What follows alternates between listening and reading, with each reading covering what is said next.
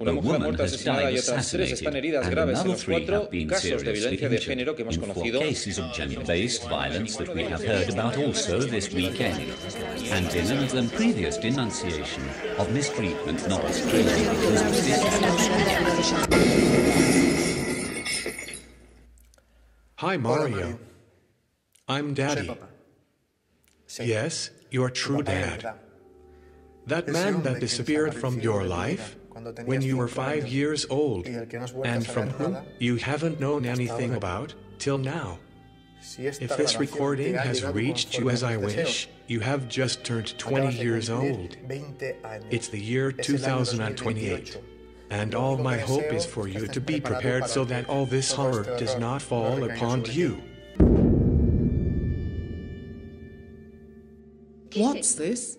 Pandora asked, is it a gift for me?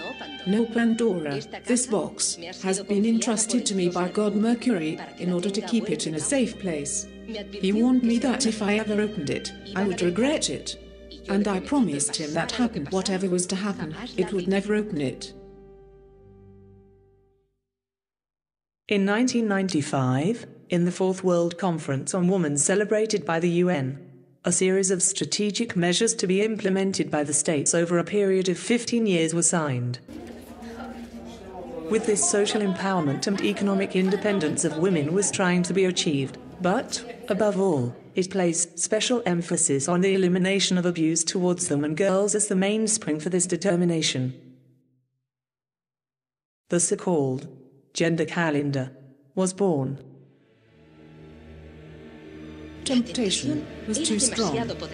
But in Spain, the basic principles of United Nations were transgressed, and human rights were violated when these were implemented. Let us get out.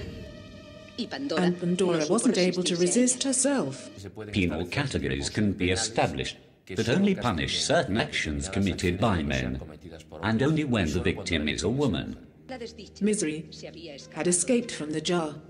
Sorry, let's see if I've understood this well. If at a certain moment, the husband or boyfriend perpetrates a domestic violence act against his wife or his girlfriend, we are speaking about a gender-based crime.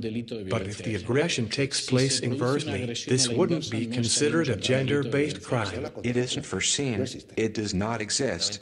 Fundamentally, positive discrimination in penal matter, this has no correlation within our legal process or in any other over the world. State Council, Public Prosecutor, and the General Council of Judicial Authority strongly opposed in their reports, and the Constitutional Court has never been so blocked with grounds of unconstitutionality. Never in history of women's advance and United Nations summits within feminist groups' claims, never was discrimination by penal categories demanded.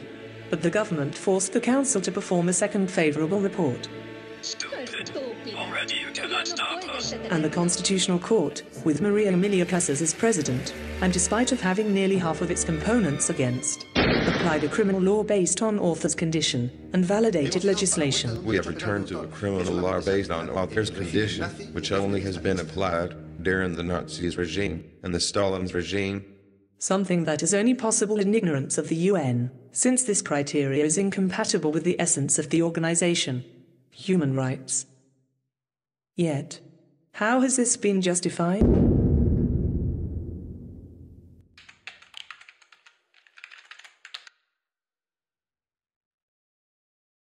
All money here It's is mine. It's yours. Of course, definitely. Here I expose 58 reports at international level that tell us that domestic violence is not unidirectional from man to woman, it's bidirectional. No, I'm not going to pay you a maintenance allowance. In other words, I have no money and no place to go. I don't care. Figure it out yourself. Just go away. Can you leave my t-shirt? Which? The one I've broken? Yes, the one that you have just broken, please. No. The hundreds of strictly scientific studies conclude that men rarely claim and reveal the mistreatment suffered, but that women initiate and perpetrate violent acts to greater extent.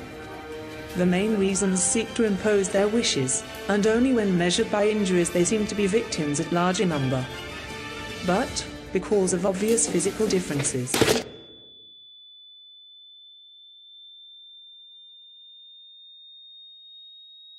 Keep clear that there are no agreements. No, keep clear that you have left me some physical after effects. Self-defense. That's self-defense? Yes. Everything has been recorded on camera. Yes, self-defense. This is too much. Okay, so self-defense, let it be. That's it. They are making us live a virtual reality.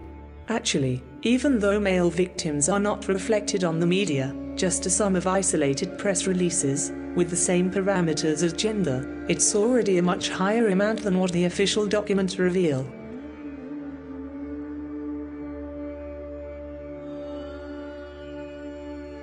On the other hand, the physical differences frustrate most female murder perpetrators' attempts, something that doesn't happen in the case of men. And when computing these attempts with the homicides accomplished, there is no doubt, as science says, that violence is symmetric.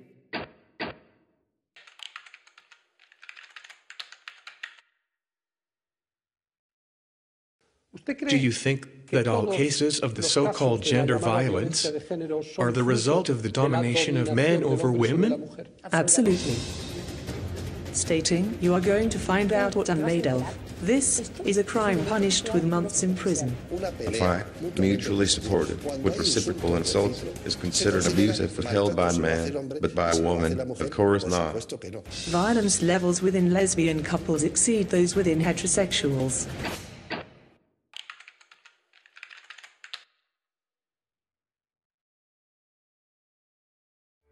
Spain has always had one of the lowest rates of partner feminicide of Europe and the world.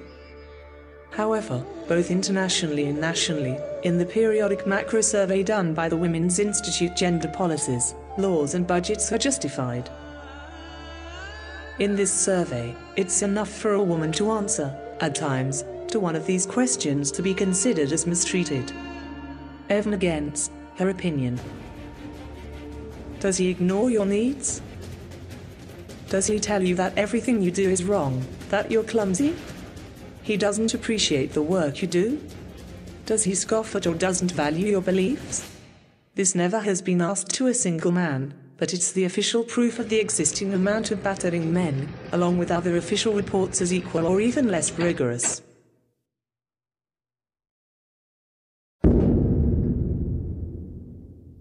Is politic adapting to the reality found truly pretended, or covering up the truth to justify the politics sought?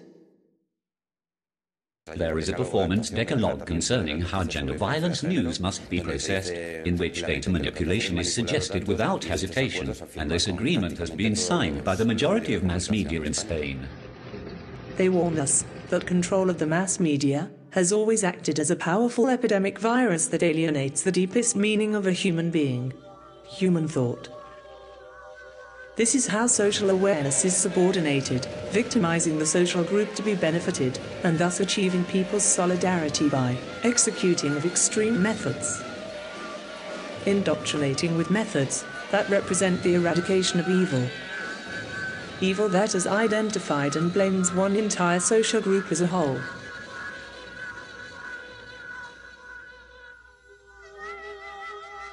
An ailment deliberately overdimensioned to mask the true purpose.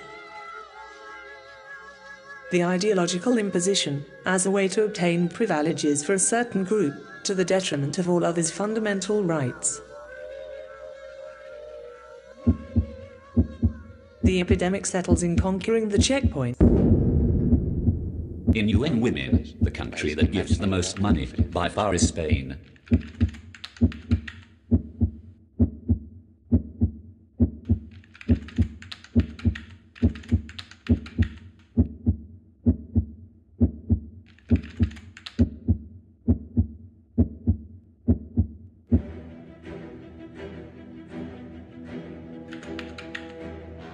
Maria Emilia Casas was acquitted of serious accusations that her penchant and close relations with actual feminism became truly evident. In Macleda Montalban is denounced for threatening Judge Francisco Serrano with withdrawing him from his judicial career for sustaining thoughts diverted from gender ideology. Within a short period, the judge ends up being disabled. These are just a few examples of a long list. The vast majority of the judicial service remains silent because they fear the same retaliation done to me. Let's remember, for example, the director of the Institute of Legal Medicine at Mercia has been immediately fired as well for revealing this data. As reveled from CES 2007 research on domestic violence, social alarm seemed to be unjustified. At the request of the feminist group, CES president was ousted, and the report censored. You have built equality against men. Are social networks controlled and restrained?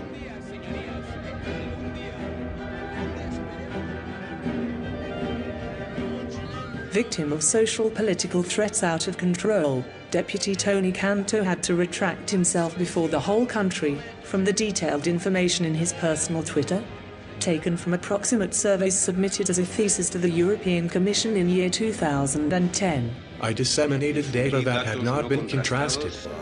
But these are false. There are not contrasted. The contrasted data does not exist. And it's because some of the data in this thesis, carried out by the ex-advisor of the General Judiciary Council José Luis Sarriego, is awaiting Spanish political activity in Europe regarding its collation. However, what would then be the leitmotif? It is beyond discussion that the power granted to the feminist lobby makes it very risky and futile to make any significant pronouncement against it. And concerning political forces, the women groups maintain global female vote, a personal and non-transferable right, as a hostage.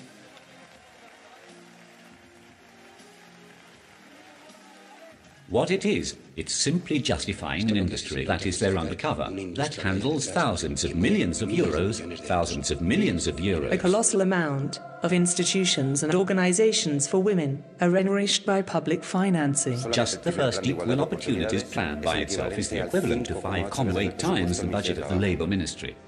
There seems to be no doubt, according to the sources used, that the amount of public funds earmarked for gender policies exceeds what was needed from Europe for our bank bailout.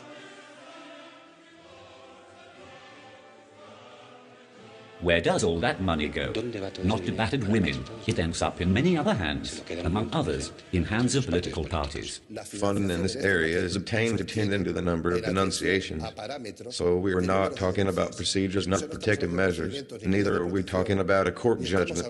No. The very fact of the denunciation is the main financial parameter in this matter.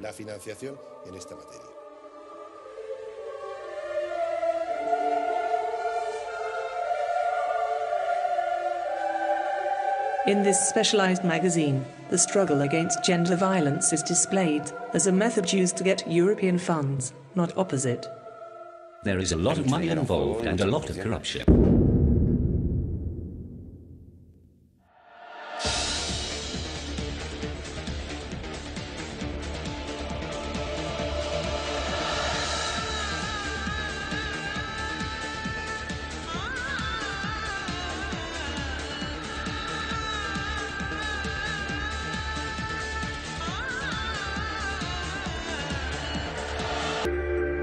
They are telling them that the first time someone yells at them, they must go running to denounce. A la primera señal de malos tratos, llama. Only a minuscule percentage of the money gets to victims, but it's still enough for a multitude of benefits and assistance for denouncers, even when denouncing a deceased ex-husband.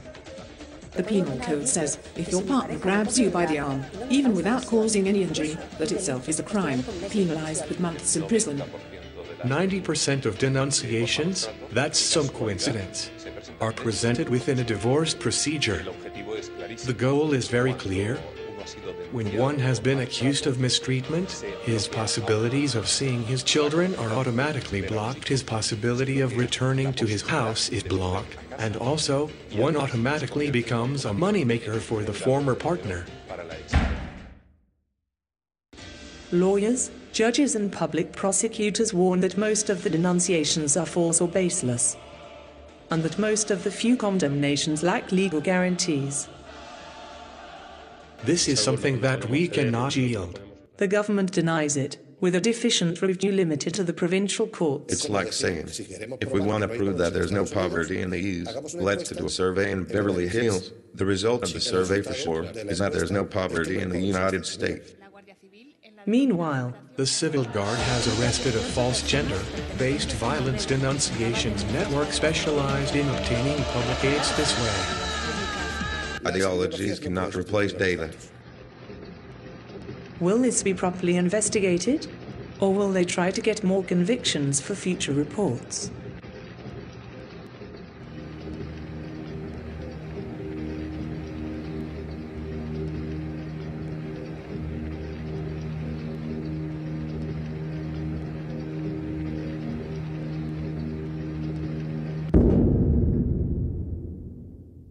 Meanwhile, the rate of feminicides within couples doesn't decrease at all. But why I'm showing you this graph? Because it's not directly related to whether the law existed or not. Courts absolutely congested. Those that are truly better are not assisted properly because it's impossible in the middle of that maelstrom. 450,000 men that in the last 5 years have been subject of precautionary measures and then turned out to be innocent. A woman just has to push a button, and without any proof or evidence, only with her testimony, the man is sent directly to prison. And you are retained. The maximum is 72 hours in a dungeon. You don't know what is happening outside. Neither you nor your lawyer can get into your house, and you can't gather information or anything else to attest that what you are saying is the truth. When finally the accused is brought before a judge, he does it as an alleged perpetrator, and he must prove his innocence. But in the past years, a woman's word is equal to a true statement, and this is totally outrageous. It's very common for the duty lawyer to advise you to admit that you are guilty, because this way will reduce the penalty, and since you don't have any criminal history, you get out. In your emotional state, you sign whatever, come on, let's get out now. And then, when you get out, you say, okay, and now how can we fix this? We are going to appeal and so. But the lawyer says, no, you have no right to appeal. It's forever, because you have recognized that you are guilty. And in addition, your ex-wife will use it against you. Your own father has said you are a shameless abuser. If the father records meetings as the only means to defend himself, the family court usually sees that as a harassing attitude on his behalf. And as more and more procedures and convictions are analyzed, the more you can confirm a widespread reality that isn't absolutely limited to cases of alleged violence. I appeal to all women to renounce the privileges given by the Spanish judicial system, just for the mere fact of being women. In fact, except in very rare exceptions, child custody is always awarded to the mother and the virtual disappearance of the father is decried. Once again, in an incongruous way with respect to the social reality detected, since the complete, rigorous and originally uncorrupted reports corroborate that biological mothers are the main perpetrators of child mistreatment. I want to be with you. So do I. But right now it cannot be. On the other hand, analyzing IN's microdata, you can verify that the time spent in childcare by both progenitors is currently quite similar, and it's proven that emotional bonding, that is not physical, is generated towards the parent who takes care of and stays with the child.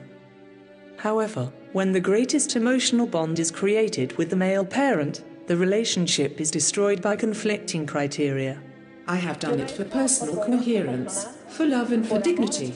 If the woman does not work to take care of children, child custody is given to her directly. But if we refer to a man, it is denied to him for lack of solvency. I don't want to go. Daddy, I do not want to go. If a woman is left in destitution, out of her house, and she is denied seeing her son, the man will end up in prison. If it's the opposite, the crime is not valued alleging child's well-being, considering he is accustomed to his mother, even when it's not so, and after procrastinating and delaying the process without licit justification. Today, your sons have rights they will lose when they reach adulthood, by the sole fact of being born a male. The denial of contact for months or years, mistreatment, abuse or manipulation of children, are usually omitted when it contraindicates maternal custody. Children's fundamental rights are subordinated to mother's privileges, to the woman. proximity to the extended family and available time, very important factors, are not considered if they don't benefit her. And the father is relegated to 4 days a month, to alimonies, trips and costs for the rest of his life that you cannot assume, even if her economy happens to be better. Diocesan Caritas stated about 8 years ago that 80% of users that visited their charity dining rooms were separated men. Many of them were even homeless. Granada City Hall did the same and came up with the same amount. Barcelona City Hall. According to IN's information regarding this matter, the family rupture has made male suicide rate go up from 6 to 38, and it began to spike when the so-called positive discrimination was applied. With the intervention of the Women's Institute, this calculation was deleted when already at that moment, these multiplied subsequent ones by evictions. Despair is the historic common denominator for suicide. Out of respect for my father and my grandparents, and for the man I love, and all the wonderful men in my life. I ask for nothing else. I only won't see him. I want the judge to recognize that I'm his grandmother, that I love him, and that I want to see him. Nothing else. They are accounted by the National Institute of Statistics. What is happening? There are 1,500 dead in traffic accident that are not listed as suicide, and around 1,000 that have drowned, and 1,900 who fell into the void that are not listed as suicide, and I'm sure that in many, the cause of the death is suicide. If there is no suicide note and no one has seen him jump, when in doubt, coroners and judges commonly dictate an accident.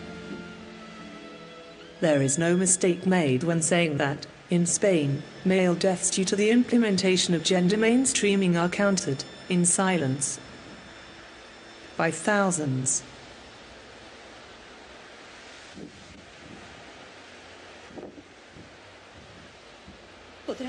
Will the world ever manage to forgive me? I hope so, he said softly. I hope so. Sit back, because you're about to see from this moment on is like a movie, and I assure you that it will not lack gender. Mom? Why didn't they let Daddy be with me here? If now from heaven, he can see me every day. I don't know. Mom, and if my dad could give us money, why was he sleeping in his car? Well, it's up to him. And when I have a girlfriend, I will also go to jail. No, because you're never going to hit your girlfriend. But Dad never hit you, right? Well, no, but he insulted and pushed me. Hey, and so did you. Then you should have also been in jail.